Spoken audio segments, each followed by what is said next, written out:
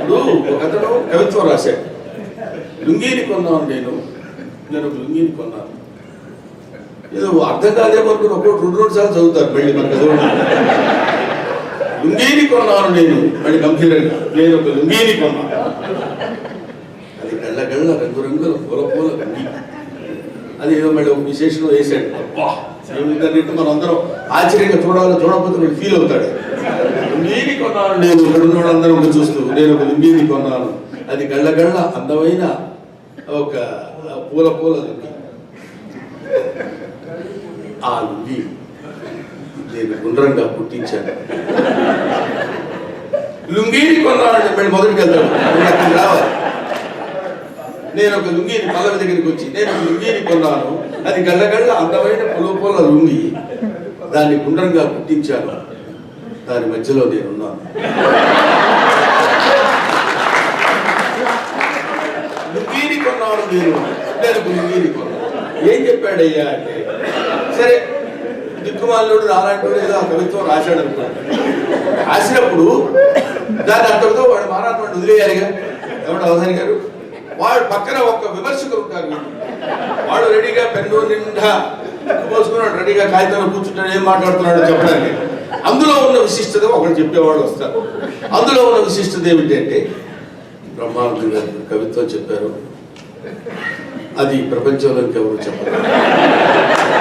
ఎందుచేతనంటే ఆ కవిత్వం అది ఆయనకు ఒక్కడికే చెంది. అంటే ఆ లుంగీని కొన్న అద్భుతమైన మాట. మీరందరికీ మీకు నవ్వు రావచ్చు. ఏమిటంటే అందులో లుంగీని కొన్నానంటే ఏముందండి అందులో నవ్వు రావచ్చు. కాదు, అది రంగురంగుల గళ్ళ అంటే విశ్వమానవులందరూ నివసించేటువంటి ఆ ప్రపంచంలో అది గుండ్రంగా ఉందన్నాడు. అంటే భూదేవి లాగా లాగా ఉందన్నాడు. దాని మధ్యలో నేనున్నానంటే నేను భూమి మీద నివసిస్తున్నాను. ఎంత అద్భుతం! ఇలాంటి చెప్పే విమర్శకులు, ఇలాంటి కవులు ఉన్నంతకాలం తెలుగు భాష తక్కువమంటే ఏ బతుకుతారు. వాళ్ళు ముందు సర్దుకోవాలి, కోటా ముల్లే సర్దుకొని పక్కన పెట్టుకుంటే సరైనటువంటి కవిత్వం ఏదైనా ఉంటే బయటపడుతుంది, తేటకల్లో అవుతుంది. అది చెప్పడానికే నేను ఈ విషయం. తర్వాత ఇప్పుడు ఇంతవరకు నీ కామెడీ ఆపోయా, అందరూ అలాగే ఉంటారేమిటి? మహోత్కృష్టమైనటువంటి కవులు ఉన్నారు, మహానుభావులైన కవులు ఉన్నారు. ఆ బ్యాచ్ ఒకడు ఉన్నారు, అసలు అర్థమే చదవదు.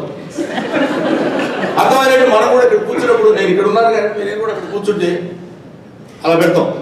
ఏమి అర్థం కాదు. అర్థమైనట్టు గంభీరంగా ఒక మొహం పెట్టి, ఎందుకంటే ఇప్పుడు కొన్ని సౌండ్స్ ఉంటాయి, ఆ శబ్దం యొక్క ప్రాధాన్యత, శబ్ద ప్రాధాన్యత కలిగినటువంటి కవిత్వం చెబుతున్నప్పుడు కొంచెంమంది ఆహా ఎంత గొప్పగా ఉంది అంటాం. మనకు అర్థం కాకపోయినా ఆ ధ్వనిలో చూడండి. ఫర్ ఎగ్జాంపుల్, అవక్ర పరాక్రమక్రమ వింజితారాధ గజేంద్ర కంటి రోమలకు భీష్మంతుడ కన్న సోమల జయద్రత భూరిశ్రావాది పరివేక్షిత సామ్రాజ్య రమా దురంధరుడైన సూర్యధర సార్వభౌముని మానసం సైతం ఆకర్షించిన ఈ మయసభ తప్పటి కొట్టేస్తారు.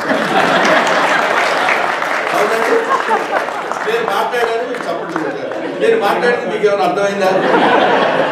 అందుకే వాగర్థాలు సంపృక్తం వాగర్థం ప్రతిపత్తి జగత పితరవు వందే పార్వతీ పరమేశ్వరవు అంటాడు. వాక్కు అర్థానికి ఉన్నటువంటి శబ్ద గాంభీర్యంతో ఇప్పుడు గండ ఏయనవు గండలు మెండుక తాండ వింపవు దండ విరోధిత కాండముల విధరించుతు మించుతున్న కొండలు పిండి చేయగల కొడుకులు గట్టి అవస్థ వచ్చే మూడిన దుర్విధి ఏమి చెప్తుంది. నకార పత్రంతో ఆయన చెప్పినటువంటి భజన ఉంటే ఆహా ఎంత గొప్పగా ఉంది అంటాం. అర్థం తిరిగిపోయినా ఆనందిస్తాం. తెలుగు భాష అర్థం తిరిగిపోయినా ముందు ఆనందించేటువంటి మార్గంలో మనం తెలుగు తెలుసుకోవాల్సిన వాళ్ళని పెట్టవలసినటువంటి బాధ్యత ఈ తెలుగు ప్రముఖుల మీద ఉందని సమయంగా మనవి చేస్తున్నాను. Please subscribe. Please do subscribe. Please subscribe. Please subscribe. Please subscribe to our YouTube channel.